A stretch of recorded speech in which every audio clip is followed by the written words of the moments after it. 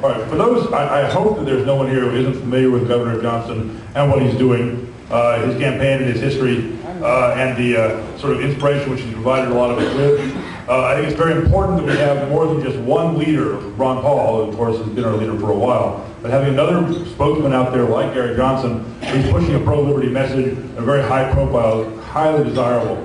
Governor Johnson, the former governor of New Mexico, he is an outspoken advocate for fiscal conservatism, for responsible government, for lower taxes, for ending the war on drugs, for protection of civil liberties, for rebuilding and revitalizing our economy on free market principles, promoting entrepreneurship, privatization. As governor of New Mexico, he had a phenomenal record.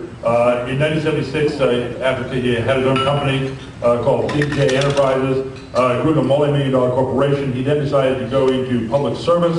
In 1994, he was elected governor of New Mexico. With very little experience in politics, but with experience in business that gave him legitimacy in running a company, running a business, running a state. There's not that much different.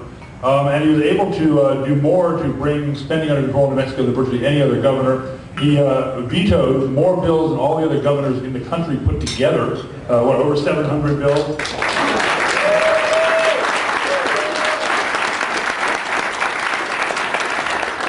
He cut the rate of growth of his government in half, privatized half the state prisons, shifted state Medicaid to managed care programs, and ultimately, he left office as one of the most successful governors our country has ever had, leaving behind a legacy of government in New Mexico, which, despite the less stellar records of his successors, remains considerably better governed because of his legacy and his example than most any state in the country is today. And on that, I'd like to bring up here to talk about his presidential campaign and everything else.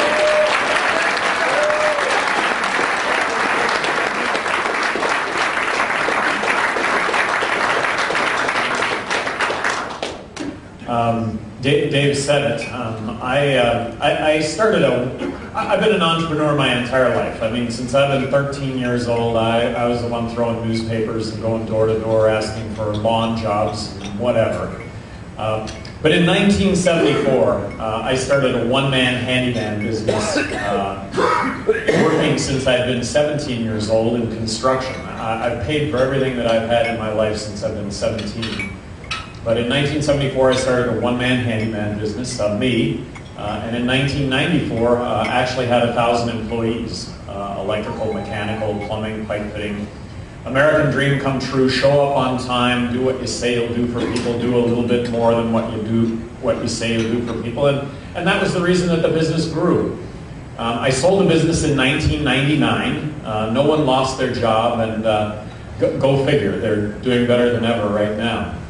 I view my venture into politics as entrepreneurial. I went and I introduced myself to the Republican Party a couple of weeks before I announced, and they embraced me. Really, they embraced me. Wow, you sound great, you look great, we love what you have to say, we love you. We're going to make you part of a very inclusive process. We're an inclusive party. We want all sorts of different voices in the process. It'll be good for the process. But you just need to know that you will never get elected. But it is not possible to come from completely outside of politics and get elected governor in a state that's 2-to-1 Democrat. Well, how did that happen? I'd like to think it was based on what I had to say, which was I was going to run state government like a business.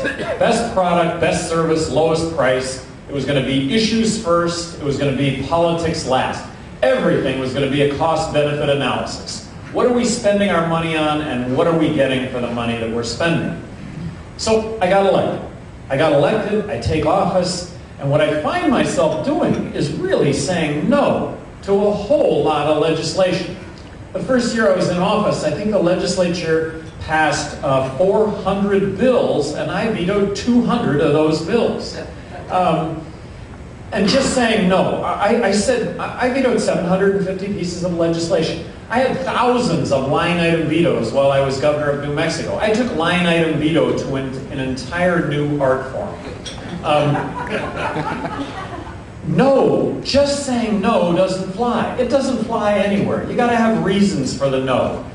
And so the no's, why I vetoed this legislation. Look, I don't think we need to grow government. I don't think government is the solution to this problem. This problem is real, but I don't think government is going to provide a solution for this problem, and I don't think that spending this amount of money is going to make any difference in anyone's life in New Mexico.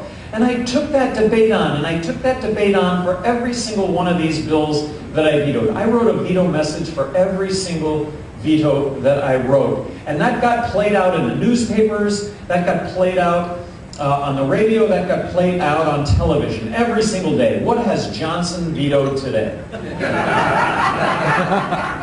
And I'd like to think that since I got reelected the second time by a bigger margin than I got elected the first time, I would like to think in a state that was 2-to-1 Democrat, that just speaks volumes to the fact that people really do appreciate good stewardship of tax dollars. And in those vetoes, in those 750 vetoes, a third of the legislature was Republican. A third of those vetoes that I rendered were Republican bills. Because Republicans grew government just like Democrats. Only Republicans did it in a good way. They did it in a good way that was going to temporarily raise costs of government, but ultimately lead into less cost. You know what? I never bought into that. I just vetoed the legislation. And then 100 of those bills I vetoed were where the vote in the legislature was 117-0. And I vetoed the legislation, and it held up. Only 2 of my vetoes were overridden. So it ended up making a difference when it came to really billions of dollars worth of new spending. And I would argue really made a difference in the lives of citizens of New Mexico, because not one single tax went up over that period of time. And I'd like to think that I vetoed all of that regulation legislation that would have just burdened business. Reduced taxes. I always said not significantly at all, but the significance was that taxes didn't go up. Over an 8-year period while I was governor, there was 1,200 fewer state employees over an 8-year period. That had never happened before. And I always said that was a testament to state government employees, doing more with less. There was something else besides saying no to all this legislation that I got known for nationally, and that was my advocacy for school choice. I really believe that to improve education in this country, that we should bring competition to public education. And the only way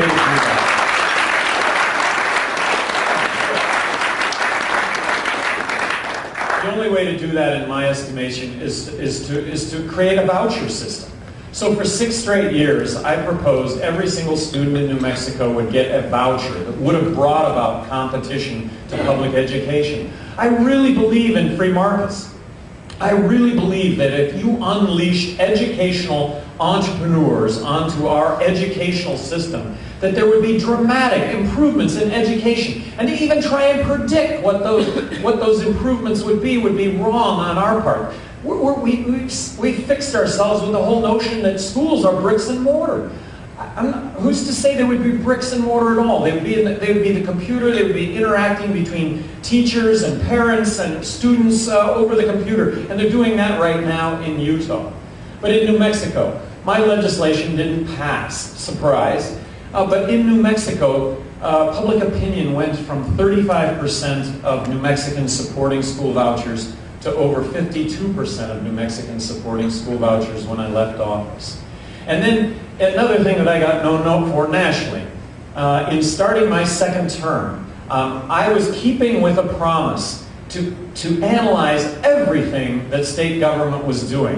What are we spending and what are we getting for the money that we're spending? I really wanted to take a hard look at the war on drugs in New Mexico, and I wanted to include legalization as a potential alternative. Now, in looking at this issue, I came at this I wanted to crack down on drinking and driving. Drink and drive, I don't want those people on the road. So I go to the police, I go to law enforcement. We need more resources. I go to the courts.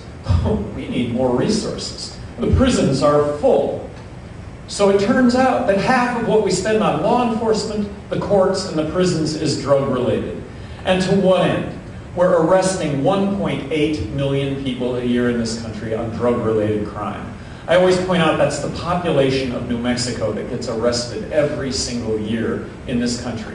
And we now have 2.3 million people behind bars, the highest incarceration rate of any country in the world. So looking at this issue for a fairly short amount of time, I came to the conclusion that 90% of the drug problem is prohibition-related, not use-related, and that's not to discount the problems with use and abuse, but that ought to be the focus. So I advocated then and I advocate now, legalize marijuana. Control it, regulate it, tax it. It's never going to be legal to smoke pot, become impaired, get behind the wheel of a car, or do harm to others, and it is never going to be legal for kids to smoke pot or buy pot. And when it comes to kids, in which situation is it easier for kids to smoke and buy pot? The situation that exists today, where you can buy pot virtually anywhere, and by the way, the person that sells pot also sells harder drugs, or a situation like a 7-Eleven or a Walmart, or a liquor store, where you have to go in and actually produce an ID to buy a controlled substance, having produced an ID. I think you could make the case that it would be harder to do if it were under a controlled environment. And then when it comes to all the other drugs, I advocate harm reduction strategies. The things that we really care about. Reducing death, disease, crime, corruption. In a nutshell, it's looking at the drug problem first as a health issue rather than a criminal justice issue.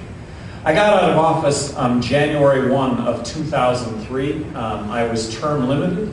I'm a firm believer in term limits. I think as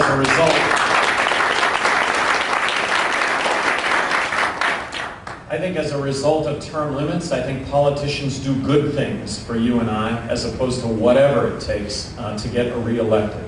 I didn't want to have a say in what was happening in national politics. I didn't want to have a say in what was happening in state politics, because really I had my shot and I thought that I really made the most out of that shot. But I find myself just outraged over the fact that we are bankrupt in this country. I have lived my entire life watching government spend more money than what it takes in. And from the moment that I became conscious of what government did, which was to spend more money than what it takes in, from the moment I realized that, I have always thought that this is not sustainable and that this is fundamental to government. How can it spend more money than what it takes in? And that at some point there would be a day of reckoning. I just think that the day of reckoning is here and it's now. And I was asked a week ago on national television, what about repealing President Obama's health care plan? Yes, I think that we should repeal President Obama's health care plan. But how about if Republicans, to gain a little bit of credibility in this argument, how about if they offer up a repeal of the prescription health care benefit that they passed when they controlled